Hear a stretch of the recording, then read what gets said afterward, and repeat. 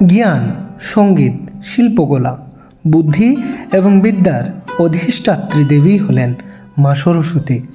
দেবীর পূজা এবং অর্চনের কথা ঋগ্বেদে প্রথম উল্লেখ পাওয়া যায়। ঋগ্বেদে যে যে জায়গায় মা সরস্বতীর আবির্ভাব উল্লেখ রয়েছে সেই তথ্যগুলো এই ভিডিওটিতে তুলে ধরার প্রচেষ্টা করা হয়েছে। তাই ধর্মীয় এমন অজানা প্রসঙ্গগুলো জানতে চ্যানেলটিকে সাবস্ক্রাইব করে আমাদের সঙ্গেই থাকুন আর সঙ্গে রাখুন।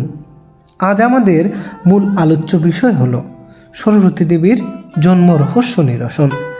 ঋগ্বেদ অনুসারে দেবী সরস্বতী জ্ঞানময়ী রূপে সর্বত্র বিরাজিতা। বৌদ্ধ ধর্মেও দেবী সরস্বতীর উল্লেখ পাওয়া যায়।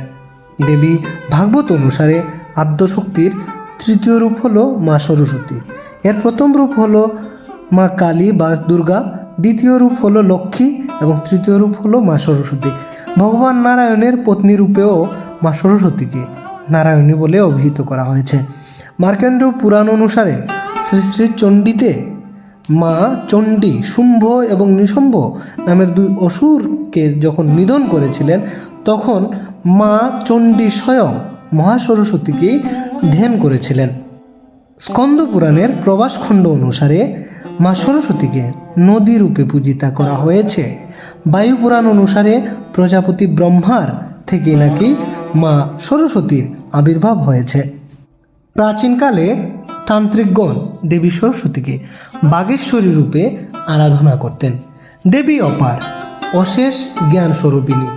কোথাও তাকে সীমিতভাবে সীমানা দেওয়া যায়নি বা যাবেও না, শুধু ধারণা করা যাবে মাত্র। মাকে কেবল জ্ঞান এবং ভক্তির মাধ্যমে কিয়দাংশ জানা সম্ভব। আমাদের এই ভিডিওটি যদি আপনাদের ভক্তি এবং জ্ঞান বর্ধন কারণরূপে হয়ে থাকে তাহলে অবশ্যই আমাদের পাশে থাকবেন। দেখা হবে নতুন কোনো ধর্মীয় অজানা প্রসঙ্গ নিয়ে।